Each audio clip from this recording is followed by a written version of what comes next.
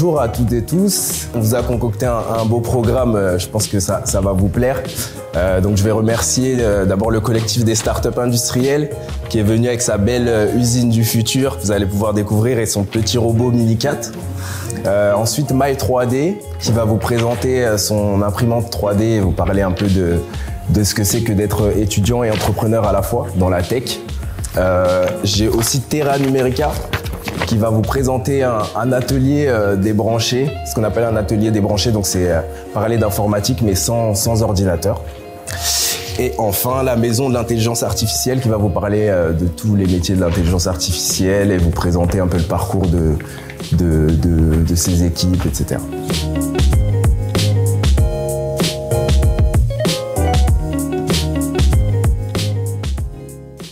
Bonjour, Vincent Tabonekam. Je suis ici pour représenter le collectif des startups industrielles qui est national au niveau France. Et on est là pour vulgariser ce qu'est une startup industrielle, c'est-à-dire une startup qui travaille sur de la matière, du hardware, contrairement aux startups que purement logiciel. Donc il y a de nouvelles problématiques.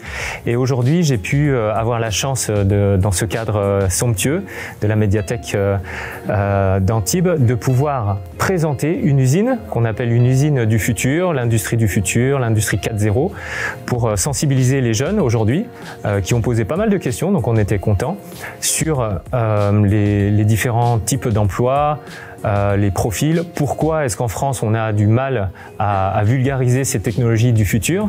Donc on a pu y répondre, et surtout au travers d'un matériel pédagogique, un accélérateur qui permet de toucher du doigt ces usines du futur, parce qu'il y a beaucoup de concepts abstraits, c'est du digital, et voilà, on peut facilement présenter ça. Donc on était très contents. On a pu représenter également Alexis en Allemagne sur sa partie robot Minicat, comment un projet open source permet également de vulgariser la robotique. Donc voilà, nos deux projets sont open source, ce qui permet de diffuser très largement en France et même ailleurs le savoir, que tout le monde puisse acquérir facilement et simplement ces notions-là. Voilà, on était très fiers d'être là aujourd'hui.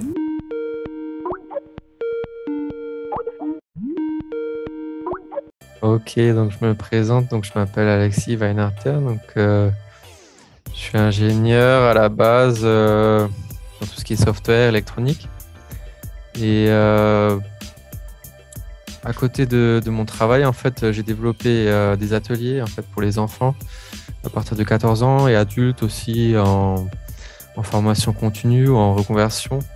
Et en fait, le but, c'est d'utiliser un robot qu'on monte vraiment de bout en bout, à savoir impression 3D, mécanique, module électronique et logiciel.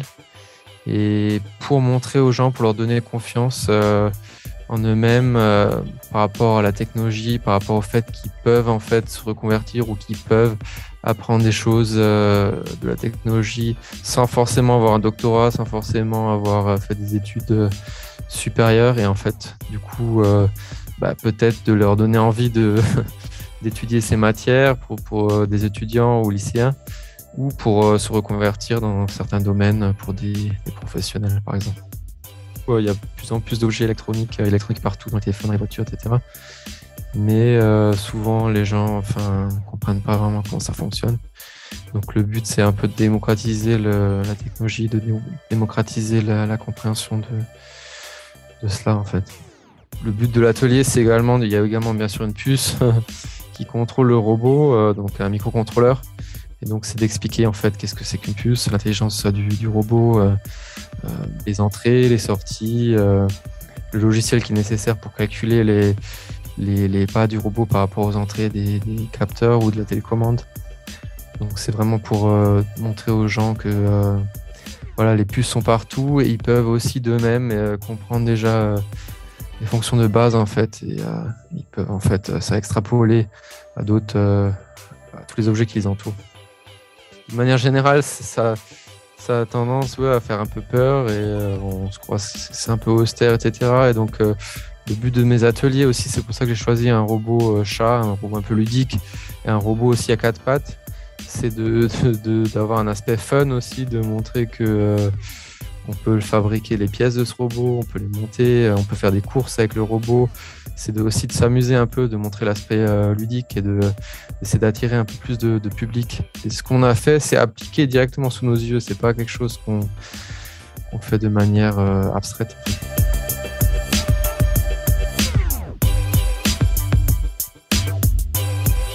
Je m'appelle Mathieu, j'ai 20 ans et aujourd'hui je venais pour représenter ma société, My3D. My3D, c'est une société que j'ai montée il y a 3 ans et elle a pour but d'aider un maximum de personnes.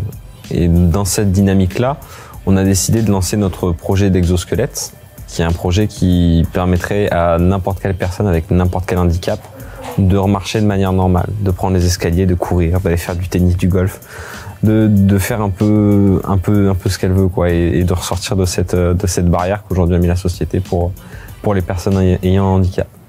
Le but de cette intervention aujourd'hui, c'était de présenter aussi le statut d'étudiant entrepreneur, de montrer à des jeunes lycéens que c'est possible d'entreprendre et d'avoir ses études à côté, et qu'on peut se lancer à tout moment et à tout âge.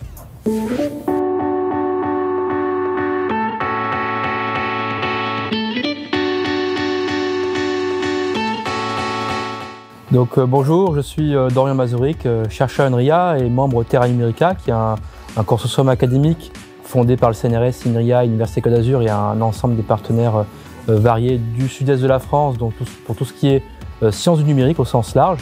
Et donc ce matin, nous avons parlé d'informatique débranchée notamment, pour expliquer que les sciences du numérique, il y avait les fondements mathématiques, informatiques, les applications et les enjeux, mais que ça nécessite des métiers, des compétences variées. Et donc, contrairement à ce qu'on peut penser, l'informatique, les sciences numériques, c'est pas que programmer devant une machine du code, donc c'est aussi dans le domaine des algorithmes, concevoir, réfléchir à ces algorithmes-là, donc trouver des suites d'opérations pour calculer les résultats, pour résoudre des problèmes. Donc ça, c'est important d'avoir ça en tête, que les sciences numériques, c'est pas que être devant l'ordinateur, c'est aussi réfléchir sur un tableau, sur une feuille, sur comment concevoir, prouver les algorithmes, qui se transforment après en programmes informatiques. Mais qu'on pouvait quand même rencontrer ces algorithmes dans la vie de tous les jours pour faire de la cuisine, pour s'habiller le matin, pour chercher un mot dans le dictionnaire, etc. Donc là, on a un peu vu une facette un peu moins connue de ce métier-là. Donc notamment les métiers liés à la recherche et l'innovation en sciences du numérique, qui sont assez variés. Donc je remercie au nom de Terra Numérica les organisateurs de cet événement qui était très intéressant.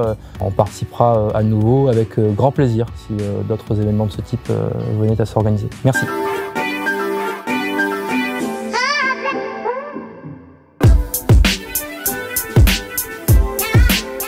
Bonjour, je m'appelle Florence Tressol et je suis docteur en géophysique et présentement je travaille en tant que chef de projet numérique et intelligence artificielle à la Maison de l'Intelligence Artificielle et je viens de passer un moment merveilleux avec les secondes du lycée Léonard de Vinci d'Antibes où on a pu en effet échanger avec ces élèves sur le fait que dans l'ère des intelligences artificielles, qui est vraiment présentement maintenant, chacun et chacune peut trouver sa place, que ce soit en tant que producteur d'intelligence artificielle, typiquement data scientist, architecte, chef de projet, etc.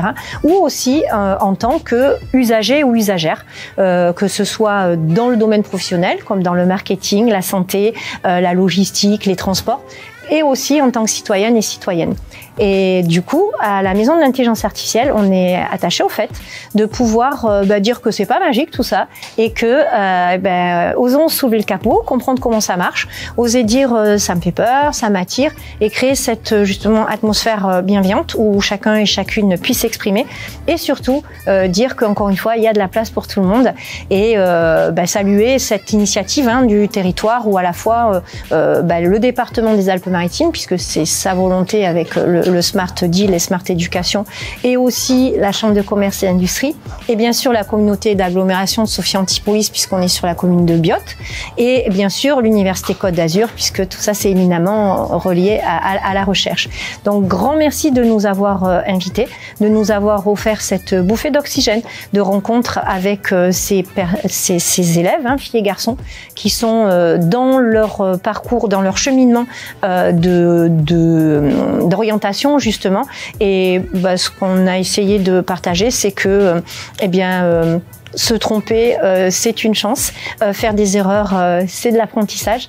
Et que, étant donné que les intelligences artificielles sont vraiment basées sur justement cette notion d'apprentissage, au plus on va travailler en équipe mixte et inclusive, au plus on va comprendre ce qu'il y a sous le capot, et au plus on va contribuer à utiliser cet outil, parce que ce n'est qu'un outil, pour améliorer justement l'humanité et avoir des usages qui soient des usages éthiques et éviter les risques. Parce que, comme tout outil, ça comporte à la fois des phases qui sont utiles et des phases qui peuvent être aussi dangereuses.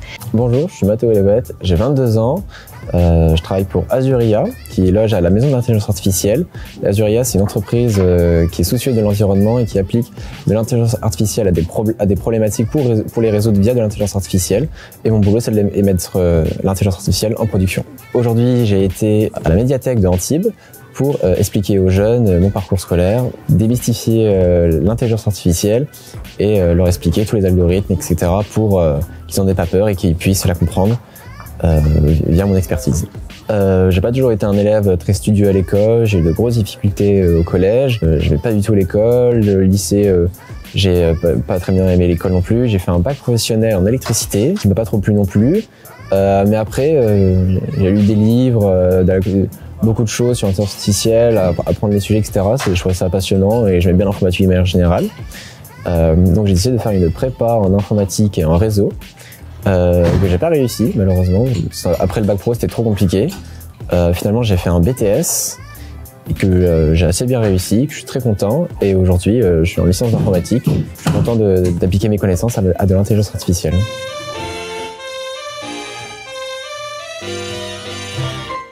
Je pense que ça a été très intéressant pour tout le monde. On a pu découvrir des métiers qu'on ne connaissait pas forcément.